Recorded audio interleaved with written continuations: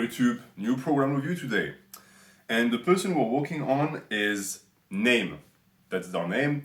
And they send me this. Yo, I'm currently doing the Lyle Mcdonald intermediate generic bulking routine. What do you think about this? It's an upper lower 4 days. And then they linked me 2 days, one lower and one upper.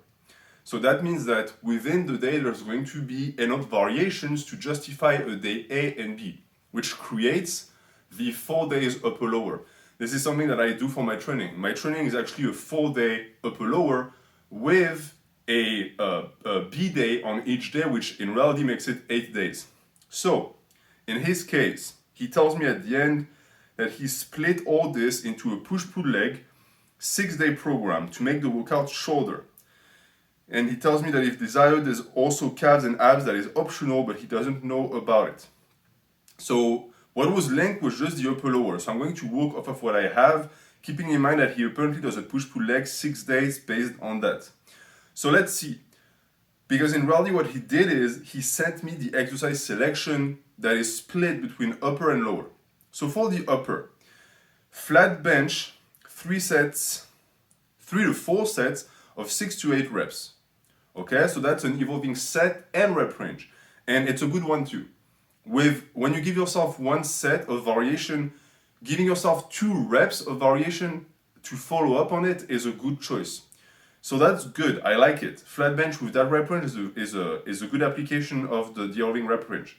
You can of course have a second one if you want higher intensity, because this is medium intensity, medium-ish high volume. And then row of choice. Row of choice gives a lot of potential type of rows that you could be doing. You could be doing pendlay rows, you could be doing yate rows, standard rows, dumbbell rows, you name it. And they're different in their application and their specificity. So I advise picking one line and one tree of specificity. And the rep range is the exact same. It's also a good rep range for the row. There's no problem with that.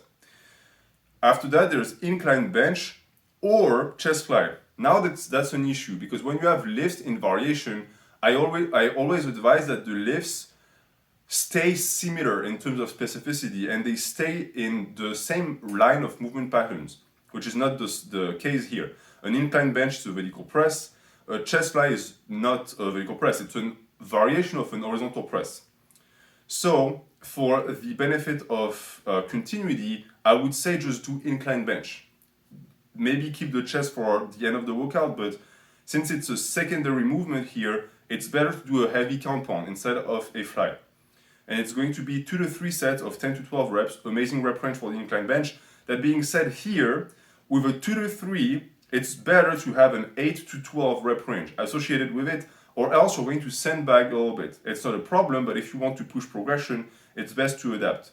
After that, pull down or pull up. I always advise pull-ups, always. It's just better overall for athleticism and even for hypertrophy.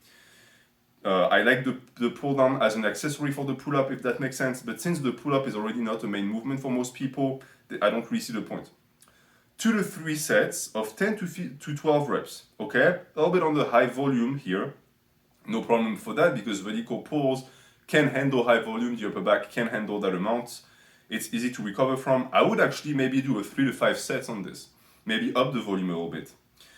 Then lateral raises, 3 to 4 sets of 8 to 10. Good rep range. 3 to 4 sets, again, you need to widen the range of the reps. 8 to 12 is better. And real delt fly, 3 to 4 sets, 8 to 10, same logic. Bicep exercise, so it's not included, I would think it's curls. 3 to 4 of 10 to 12, good. And then triceps exercise, 3 to 4 of 10 to 12. Okay, so I don't know if that's a day.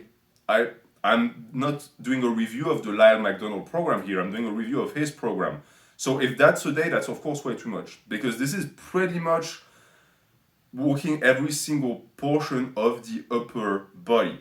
And the issue is that it's, unlike what you might think, it's minimalistic in approach, because you're doing one set for each body part with an opening that is compound movements.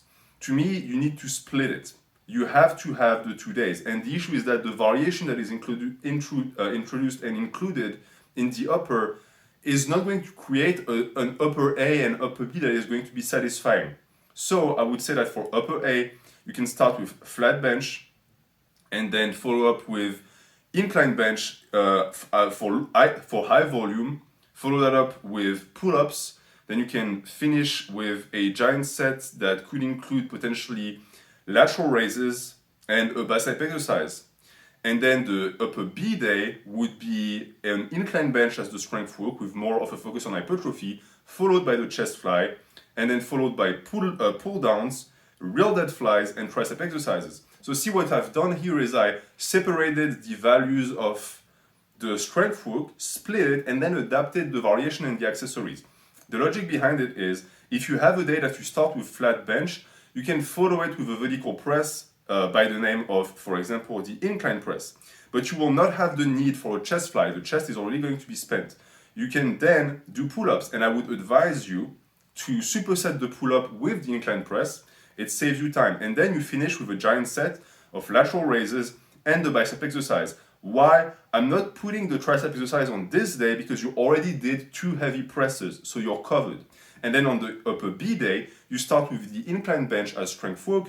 So this is going to be a little bit of a focus on vertical press, which is putting the horizontal press on the side a little bit, but it's going to have a greater carryover, especially since I don't see you doing overhead press in that program. And then you follow that up with a chest fly, so you actually have a movement that stretches the chest and represents an horizontal movement pattern that follows it. Superset the chest fly with pull-ups or pull-downs. In this case, you could be doing pull-downs because on the A day you're doing pull-ups that could be weighted if you wanted. Follow that up with a giant set, or rather a superset in that case, of real delt fly and the tricep exercise, because here the chest fly is not going to tire the tricep as much as a normal press would. So you have that energy to spend. And just like that, you have an upper A and upper B that makes sense and that actually is synergistic and is going to feed into each other. Let's look at the lower. Lower, back squat, 3 to 4 sets, 6 to 8 reps. That's high volume for the back squat. I personally can handle that, some people can't. You can always lower it to 2 to 3 reps, 2 to 3 sets if needed, or keep the same set range, but do 4 to 6 reps instead. Low or high bar, that's perfectly fine. It's up to your particular dispositions. Followed by RDLs. Amazing match. I personally love that match. I don't do it for my training because of my personal programming and split, but for people who want to develop big legs, squat followed by RDLs as an accessory or variation. Works perfectly well. RDL, 3 to 4 sets, 6 to 8 reps. Very good. Followed by a split squat or leg extension, which one is a knee flexion, the other isn't. And for people who watch this program reviews, you know that I don't have much love for leg extensions, but for the sake of this program, I'm going to keep it. 2 to 3 sets, so that's a little bit low in the set selection, 10 to 12 reps, that's fine. You're going to already be tired at this point. And then leg curls, 2 to 3 sets, 10 to 12, so that's the typical leg extension, leg curl combo that you see all the time. And that's that. So again, you see that when it comes to exercise selection, the lower day is lower. And that is the sign of a good program in a sense, because you're going to move so much tonnage on the leg day that you really don't want to have to do as many exercises as for the upper. The upper is going to be much more, there's a term that I want to use that actually sounds cool.